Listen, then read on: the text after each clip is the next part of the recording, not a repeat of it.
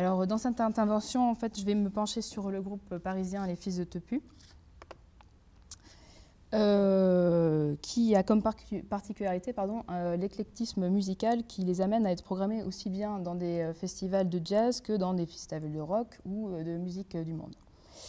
Et donc, dans un premier temps, je présenterai le groupe en évoquant le type de formation du groupe et leur rapport au texte, voire au message. J'explorerai ensuite leur démarche musicale et leurs évolutions liées d'une part à la technologie et à la pratique de la scène, ce qui me mènera à me questionner sur la démarche créative du groupe en explicitant la notion particulière de métissage, et j'aborderai ensuite les caractéristiques musicales de ce groupe pour finir sur leurs influences. J'utiliserai pour illustrer mon propos quelques exemples sonores. Alors, présentons donc ce groupe, Les Fils de Tepu. Donc c'est un groupe originaire de Paris, qui est composé de 6 musiciens et qui a été formé dans les années 90. Certains membres du groupe se sont rencontrés via la fanfare associative Taras Bulba, qui a été créée en 1993 et dont le principal objectif en fait, était l'accès à la pratique musicale gratuite pour tous. Et donc Taras Bulba était à l'initiative de 2 anciens membres des Négresses Vertes. Les Fils de Tepu est une formation de type fanfare. Alors, la fanfare désigne un ensemble de musiciens de la famille des cuivres qui inclut parfois le bois saxophone, puisque le saxophone est un bois, n'oublions pas, souvent accompagné de percussions. Alors, à l'origine, la fanfare joue des airs de chasse ou alors des musiques militaires. Et sa grande particularité est d'être mobile, c'est-à-dire de pouvoir jouer en se déplaçant.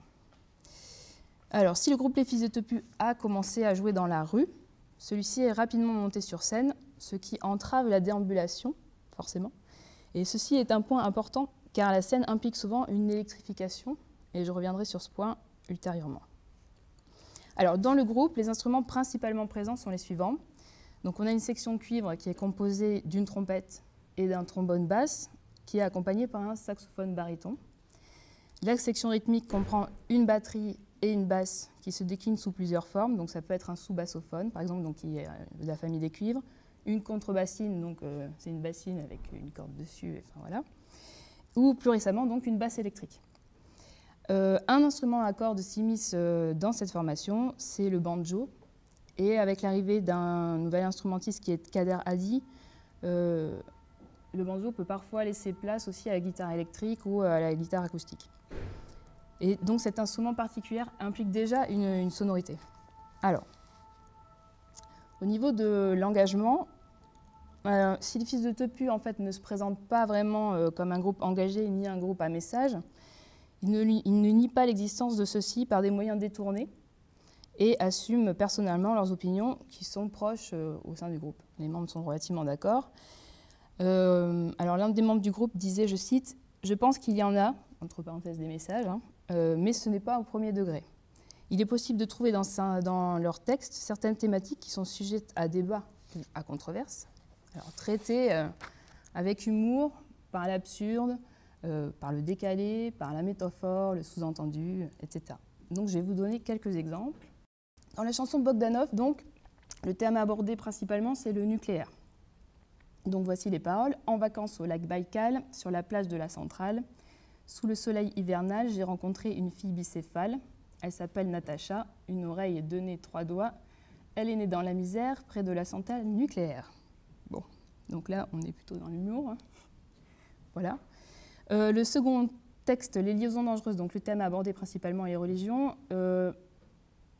On parle des 3 religions monothéistes dans ce texte-là. Je vous en ai mis que 2 extraits, mais c'est-à-dire la religion catholique, la religion musulmane et la religion juive.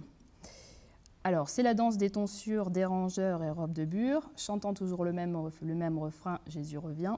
Mets tes sandalettes, baisse ta capuche, prends ta boîte d'allumettes et va-t'en brûler les impurs. C'est la danse des bubards qui, en sortant de la mosquée, chante toujours le même refrain, Allah Akbar. Quand tu prends la mouche et ton bazooka, ta ceinture de cartouche va appliquer ta fatwa. Bien. Le dernier texte, donc Petit soldat, qui est donc le terme abordé, c'est celui de la guerre. Et là, je pense que ça va être assez clair au niveau de leur positionnement. Donc les mitraillettes, ça fait mal à la tête, les chars d'assaut, ça vous tord les boyaux, et l'uranium, ça te change un bonhomme. Tu vas comprendre ce que ça veut dire faire du camping sauvage. Là-bas, tu vas violer des femmes et des enfants. Là-bas, tu vas griller tout un tas d'innocents. Tu vas comprendre ce que ça veut dire, un barbecue géant. Alors récemment, le groupe s'exprimait à ce sujet. Donc François, le tromboniste, disait « On n'est pas vindicatif, mais on a des idées. On s'intéresse, on réagit. On a toujours abordé des grands thèmes de manière détournée. » Alors de la même manière, si pour eux, en fait, la scène n'est pas un lieu de prise de parole politique ou quoi que ce soit, il est quand même arrivé au groupe en fait, de prendre position, en particulier à l'époque de la réforme du statut de l'intermittence. Et donc Rodolphe nous dit, je cite, « Ce qui ne nous empêche pas de faire grève quand il y avait des trucs intermittents. On est arrivé sur scène, on avait 1h30 pour jouer et on ne jouait pas. On faisait en sorte une sorte de forum avec le public. Les gens avaient toujours des trucs intéressants à dire. » Donc ces extraits de texte et cette citation en particulier me semblent assez clairs en fait, sur leur engagement et sur la forme qu'elle peut prendre. En fait. C'est-à-dire que on va aller utiliser les moyens qu'ils ont pour passer des messages, même si on n'a pas forcément, on ne va pas forcément être engagé dans une revendication très très claire, mais en tout cas, on peut passer par ce genre de choses. Alors, au niveau de la démarche et de l'évolution. Donc, l'évolution du groupe implique des transformations musicales. Donc, j'ai découpé ça en deux parties. Donc, d'une part, le fait de passer de l'acoustique, c'est-à-dire de jouer des instruments sans passer par une électrification quelconque, à l'électrique, justement. Et donc, les Fils de Teupu ont commencé à jouer dans la rue, donc en acoustique. Le premier album de 6 titres, qui est sorti en 1998 sous le titre de La Schneck, est considéré comme, je cite, une sorte de photographie de ce qu'on faisait pour vendre dans la rue. Cet album, donc, comme les 2 autres qui suivront, n'ont pas d'ambition studio, en fait. L'idée étant de garder l'ambiance acoustique du concert. Donc, dans cet esprit, la plupart des prises sont live, c'est-à-dire que enregistrées en fait, avec tous les musiciens ensemble. Donc, on ne prend pas un musicien qu'on sépare et qui joue sur les autres qu'on a déjà pris, en fait, on les prend tous ensemble. En fait, l'idée, c'était que le groupe ne voulait pas se couper du public qu'il avait acquis en concert, et donc il voulait donner à écouter des albums qui n'étaient pas trop éloignés de ce qu'il pouvait faire sur scène. C'était ça l'idée. Alors, l'album Alambic, donc, qui est sorti en 2004, peut être considéré comme un album charnière puisqu'il possède un nouveau statut qui est revendiqué par les membres du groupe.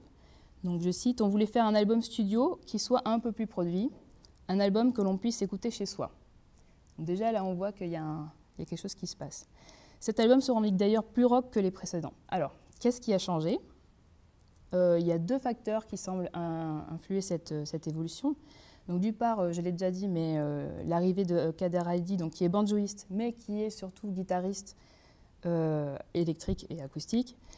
Et donc, à plusieurs reprises dans les interviews, les membres du groupe insistent sur ce point-là, en fait. C'est-à-dire qu'utiliser un guitariste électrique, forcément, les éloigne de la fanfare et les amène vers d'autres univers sonores, en fait, par définition. Alors, d'autre part, il y a aussi l'accès à la scène.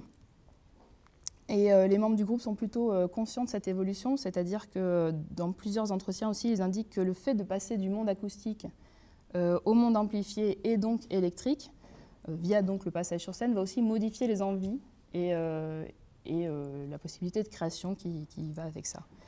Une toute petite note sur la scénographie, en fait.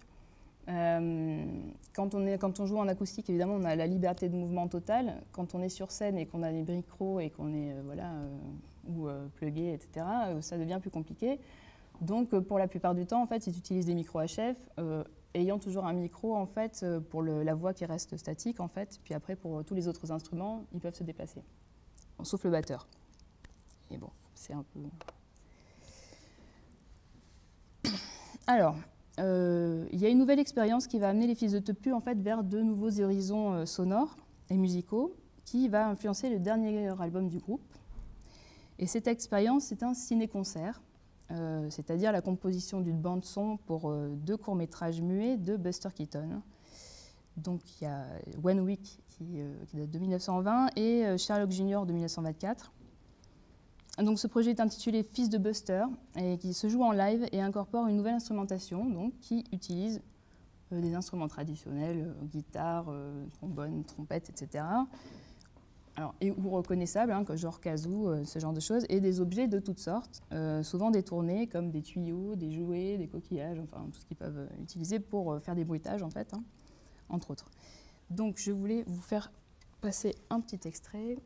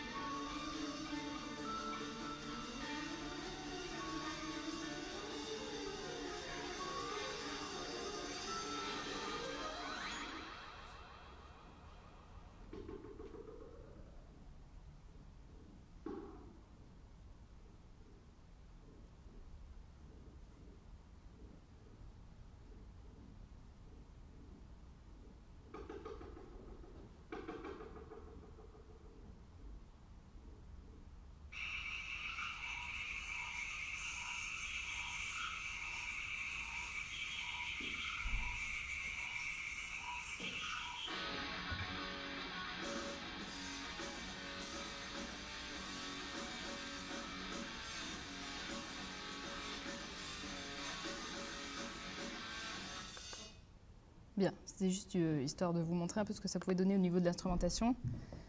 Donc effectivement, ils font tout ça en live, donc bon, il y a aussi donc cymbales, piano préparé ou pas d'ailleurs, et apo, enfin etc. Des tas de choses. Voilà. Donc à propos de cette question de l'instrumentation, en fait. Ils disent, je cite, « Nous avons expérimenté plein de nouveaux instruments, nous nous sommes lâchés sur les bruitages et ça nous a ouvert par la suite parce que tout ce que nous avons développé de nouveau dans ce projet est désormais intégré à notre façon de faire. » Alors malgré la contrainte qui est celle du film, donc du déroulement inexorable des images, les fils de Tepu expliquent que l'improvisation en fait, ne va pas être bannie complètement de leur mode de jeu. Donc je cite, « Cela n'interdit pas les moments de pure improvisation, assez bruitistes et plutôt free. Il y a aussi beaucoup d'imprévus. Quand il y a une petite erreur, un tempo trop rapide, nous nous retrouvons à se recaler tous ensemble et ça donne de la pure improvisation. » Alors le dernier album en date, donc Camping Sauvage, qui est sorti en 2009, apparaît plutôt comme une réflexion sur ce qu'on va pouvoir faire, enfin ce que le groupe va pouvoir faire en studio et éloigné en fait de tout ce qu'on peut imaginer sur scène en fait. Ils se sont dit bon, on va essayer de travailler pour un album spécifiquement studio sans penser à ce qu'on en fera sur scène. Donc l'expérience du ciné-concert, l'évolution électrique du groupe, ainsi que la possession aussi d'un nouveau local leur permet en fait de penser, d'expérimenter la musique d'une façon assez différente. Et il est certain que le studio en fait, permet des tonnes de multiplication de pistes, d'enregistrements, d'instruments, d'instrumentistes qui sont là ou qui ne sont pas là, enfin qui peuvent ne pas être là, disons, sur scène. Et donc qui peuvent être présents sur l'enregistrement, mais c'est aussi des effets sonores, c'est la spatialisation, c'est tout le travail de mixage. Hein. Alors, l'instrumentation, donc, du coup, va éclater et donc on va avoir beaucoup plus de choses, en particulier des claviers, des instruments un petit peu atypiques. Et en fait, cette question d'instrumentation est loin d'être secondaire, puisqu'elle peut faire passer, parfois, un groupe d'un style à l'autre au même sein d'un même genre. Alors, je prendrai comme exemple le cas typique des sous-styles de métal. Hein, donc, dans le métal, par exemple, l'ajout d'un instrument peut quasiment créer un nouveau style. Alors, par exemple, je ne sais pas moi, le viking metal qui utilise des instruments traditionnels comme le violon ou l'accordéon, on va les mettre dans cette catégorie-là très facilement. Mais on peut avoir aussi le cybergreen qui incorpore des éléments électroniques, des choses comme ça. Voilà. Donc on va fermer cette parenthèse pour aborder la question de la démarche créative du groupe qui nous intéresse. Et celle-ci s'appuie sur une égalité des membres.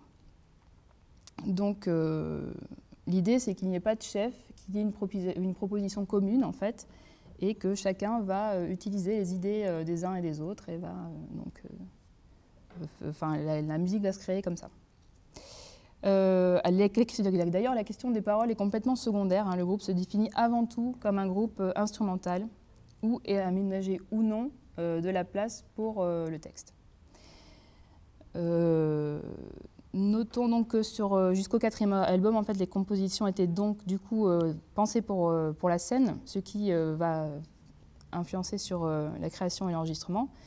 Et le groupe revendique son ouverture à la nouveauté de façon tout à fait obsessionnelle, c'est-à-dire que c'est le leitmotiv dans toutes les interviews, partout quand il parle, c'est on est très ouvert, etc.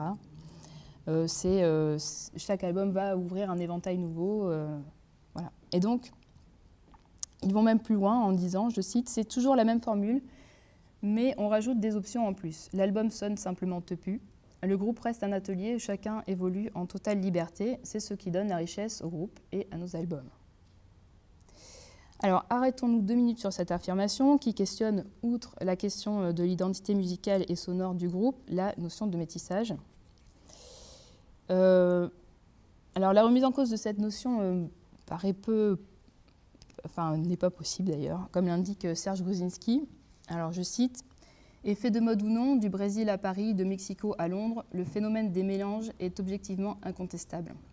Même si l'on reconnaît que toutes les cultures sont hybrides et que les mélanges remontent aux origines de l'histoire de l'homme, on ne saurait ramener à la formulation d'une idéologie nouvelle issue de la globalisation. » Je me positionne ainsi tout de suite pour insister sur le fait que l'objet musical, comme l'objet culturel à mon sens, n'existe pas sous des formes pures, hein. Puis plutôt sur des formes que je dirais définies. Comment en effet soutenir que le rock'n'roll est une musique qui n'est pas issue d'autres traditions musicales. Alors évidemment, le rock'n'roll, c'est un mariage du rhythm and blues qui est lui-même un mariage du jazz et du blues, etc. Mais à un moment donné, il est défini par une production musicale, il est défini par une époque, il est défini par des artistes, il y a un répertoire, donc il y a quelque chose aussi musicalement à tirer de ça.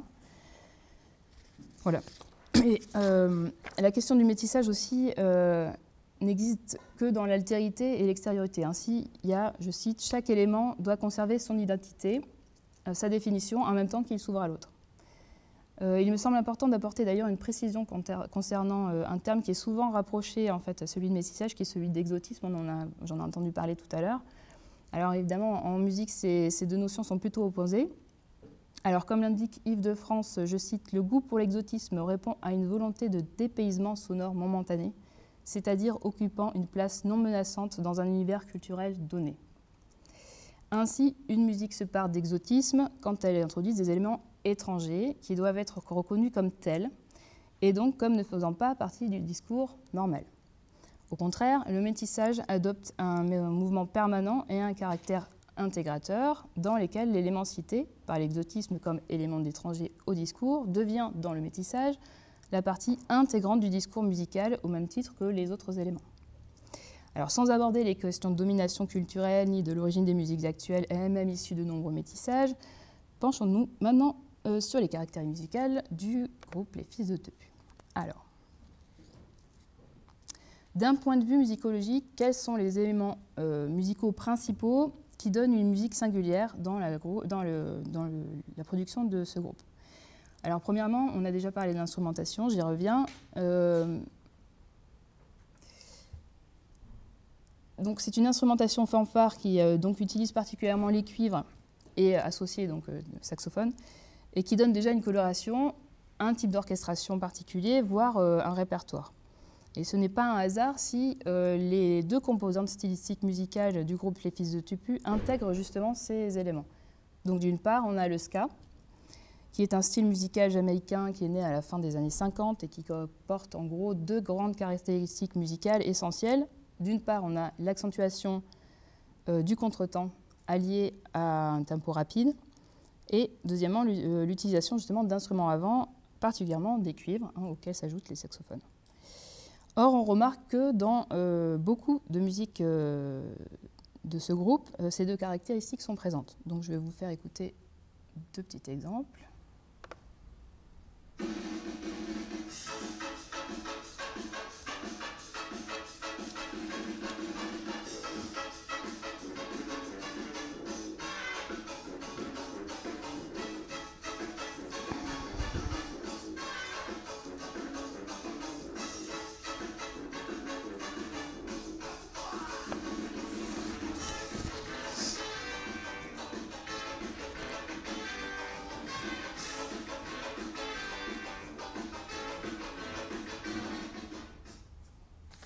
Et le second.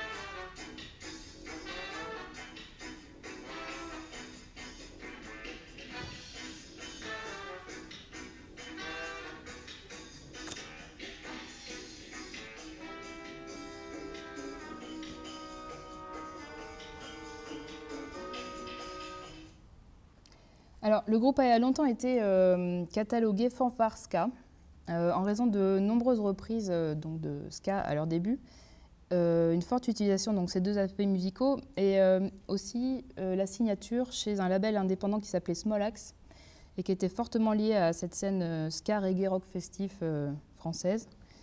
Cet ingrédient est revendiqué par le groupe, mais on sent quand même qu'il y a une espèce de poids derrière ça. Donc je cite le batteur. On fait toujours du ska. Je crois que dans chaque album, il y a un peu de ska parce que c'est la musique qu'on aime tous, mais ce n'est pas ce qui nous définit en premier lieu.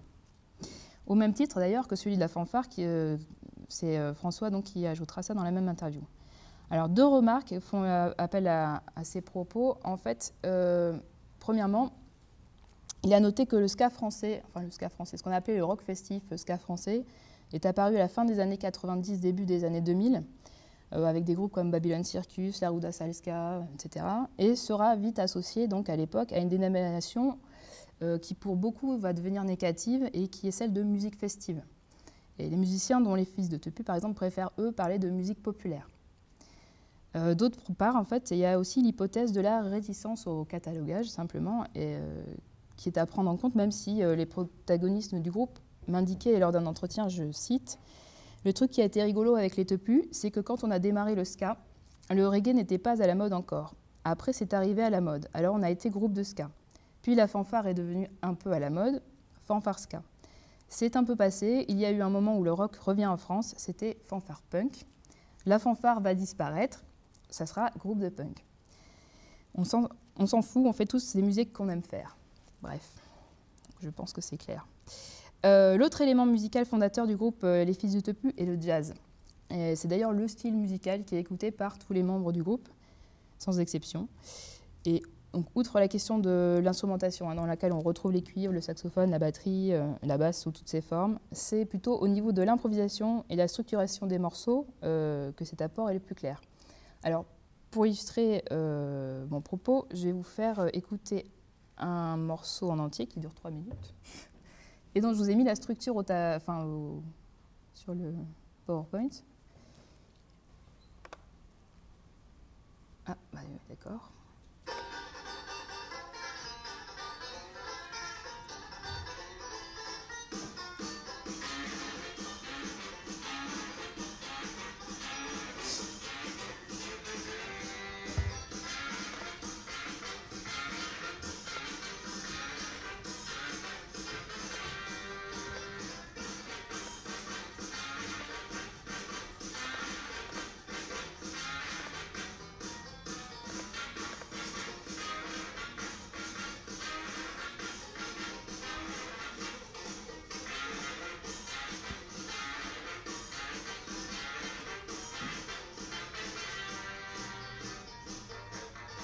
Non, on est sur le solo de saxophone. Hein.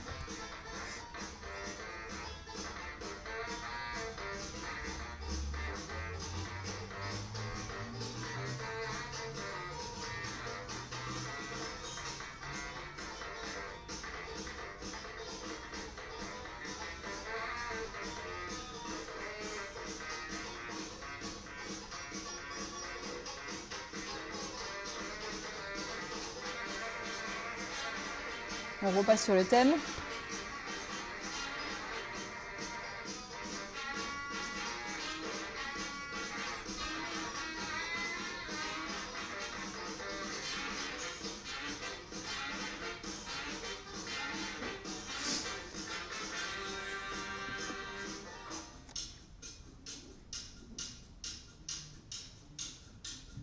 Donc ça, c'est le solo de contrebassine.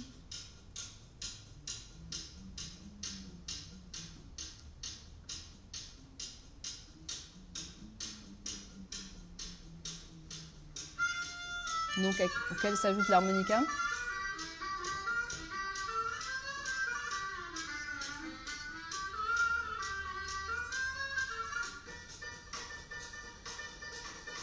Banjo.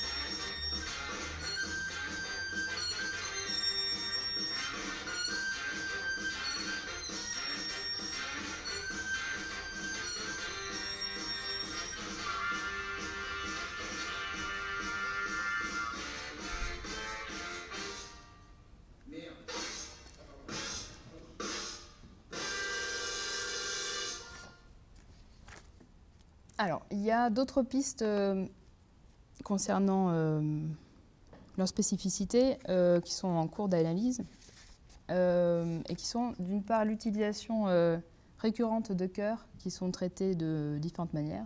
Alors, soit dans une sorte d'unisson un petit peu décalé, soit dans des harmonies vocales qui ne se sentent pas vraiment comme telles, en fait, c'est-à-dire que c'est harmonisé, mais on n'a pas l'impression que ça l'est. Et ce décalage fait écho en fait, au traitement des paroles parodiques, donc humoristiques, et souvent d'ambiance festive. Hein. Je vous fais écouter un tout petit extrait. À la fin de l'été, quand vient le joli mois de septembre, après la lune pleine, pendant 3 semaines, rejoins-moi dans ma chambre, j'ai mis ma robe de chambre et dans mon ballon dans les rues. Alors, un autre élément qui est typique du groupe, ça va être l'utilisation des breaks et des silences dans leur musique, sous-tendant toujours une idée de rythme, de mouvement perpétuel en fait. Donc, je vous fais juste écouter donc, 2 petits exemples. Donc, le saxophone.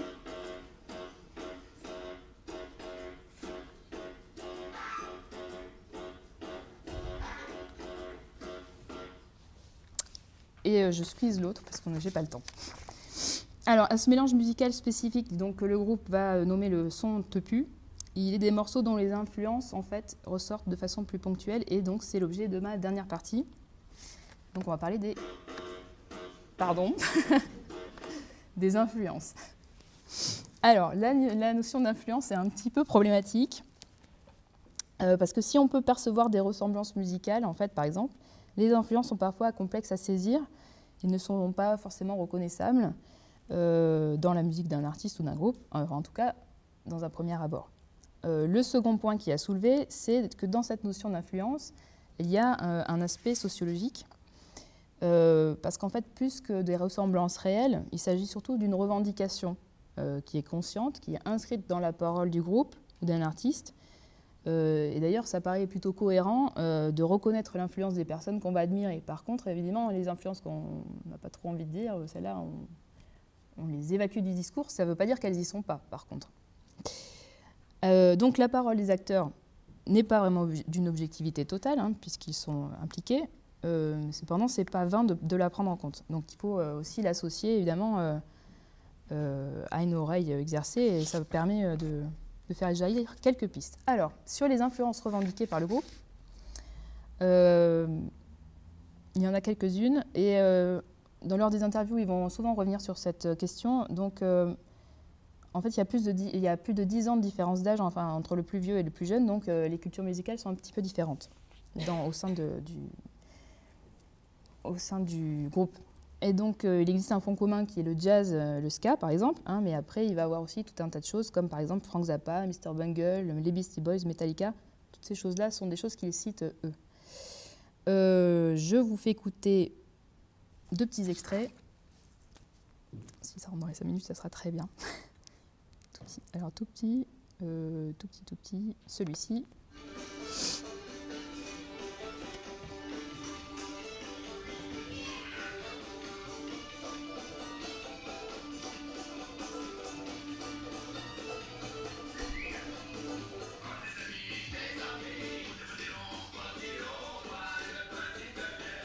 Donc il y a la question du banjo, la rythmique, les chœurs qui sont non harmonisés. Donc il faut penser à la musique traditionnelle américaine, style country.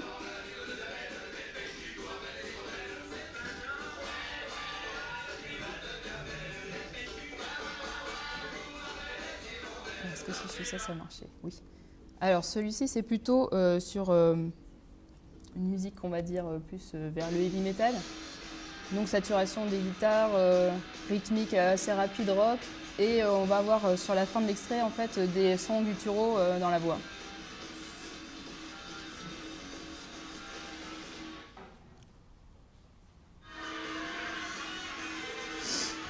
On garde toujours les cuivres hein, quand même, ça c'est pas très métal mais bon, justement.